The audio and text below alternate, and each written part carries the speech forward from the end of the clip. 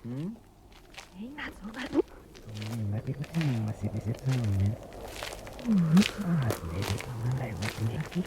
Lewatnya yang balik jamurnya. Saya menjadi fikir.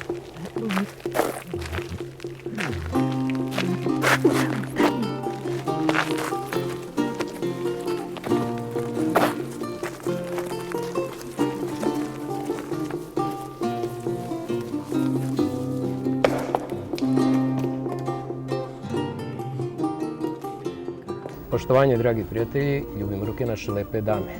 Pa možda je baš na ovom mestu pre skoro 2000 godina pio vodu neki rimski legionar. A vrlo je verovatno da je pre par stotina godina ovde pio vodu vezir ili austrougarski vojnik. Ali stoji činjenica da kroz čitavu istoriju Kalemegdanske tvrđave ovde je bio centar urednog i organizovanog snabdevanja vodom. Pa pogledajmo tu istoriju.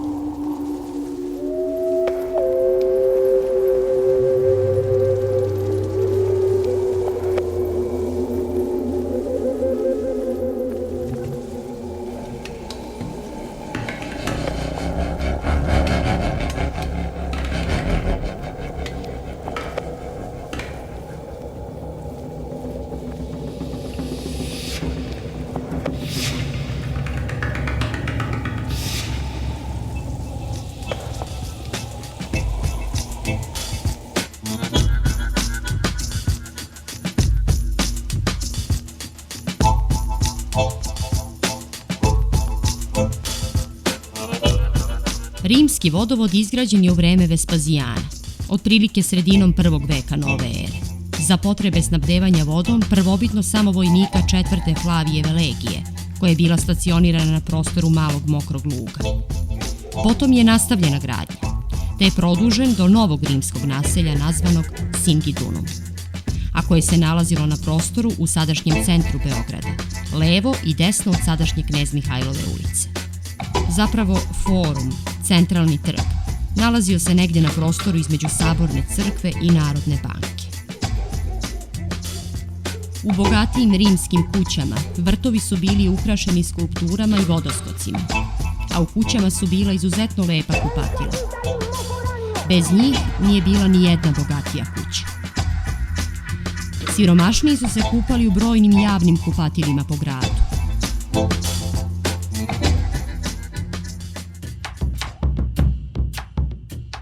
Osnovni izvor bio je na terenu ispod rezervoara Stojčino brdo, u Malom Mokrom Lugu. Dopunski izvor je bio sadašnja Pašina česma. Ovaj gravitacioni vodovod logično je pratio izokipse terena i u osnovi je bio položen sa leve strane današnjeg bulevara Kralja Aleksandra.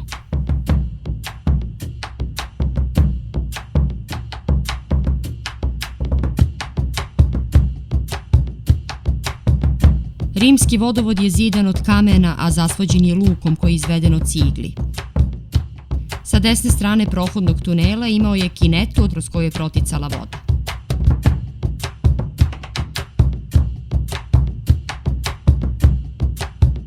Na trasi tunela postoje takve očuvane deonice, a inače je tunel tokom svih ovih skoro 2000 godina bezbroj puta presečen i samo delimično očuvan. Jedno takvo mesto je i lokacija u Dojranskoj ulici.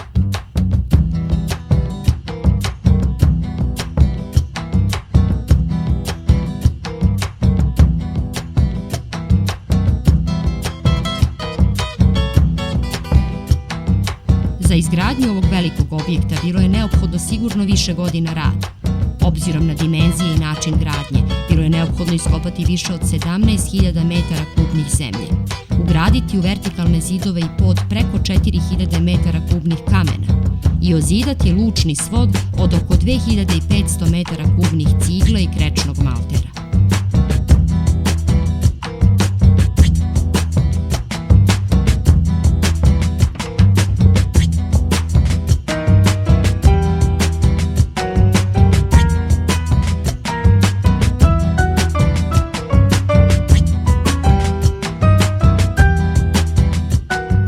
sadašnje Cvetkove pijace skretao je ulevo ka arhitektonskoj školi, a odatle se protezao u blagom luku ka Pionirskom parku i trgu Nikole Pašića, da bi potom, na trgu Republike, došao do svog odredišta, Singidunuma.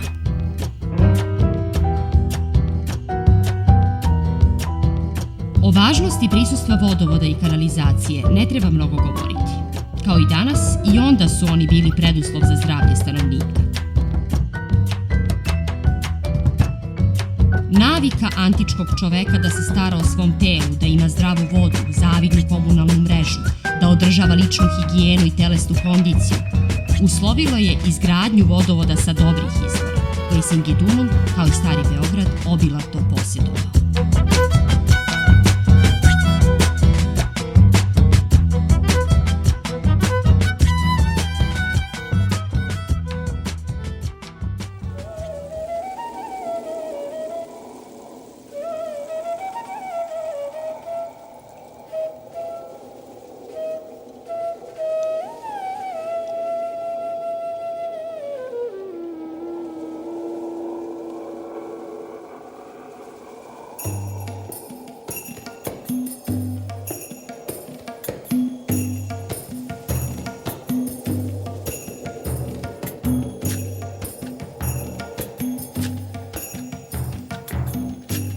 Bulbuderski, turski vodovod, izgrađen je u prvoj polovini 17. veka, jer rimski vodovod više nije mogao da zadovolji narasle potrebe grada. Izvorište je bilo kod gradske bolnice, na uglu Šarplaninske i ulice Dimitrija Tucovića. Vodovod je izveden od kratkih cevi, od pečene zemlje i bio je gravitacioni.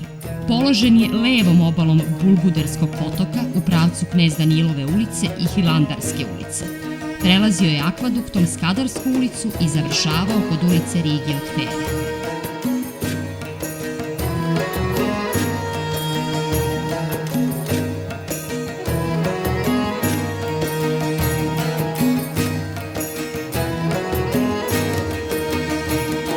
Varoški vodovod je izgrađen između 1724.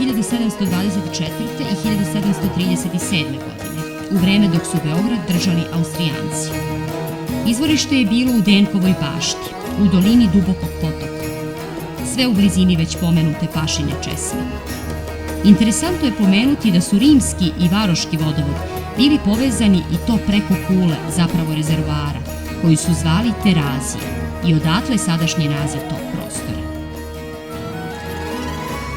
Sva tri vodovoda su snabdevali najuže gradsko jezgro, pre svega tvrđavu upravne zgrade, kasnije Pašin konak i objekte značajnijih i bogatijih građana. Najveći broj Beograđana snabdevao se vodom sa česama kojih je bilo u velikom broju. Narastanjem Beograda delovi rimskoga i ostalih pomenutih vodovoda polako se ukidaju ili prepravljaju. Tako se postupno prelazilo ka periodu u kome će vodosnabdevanje preuzeti novi, savremeni vodovod, a to se desilo godine 1892. Rimski vodovod je najduže ostao da živi, jer je sve do kraja Drugog svetskog rata opstala zadnja deonica do ulice Velizara Kosanovića.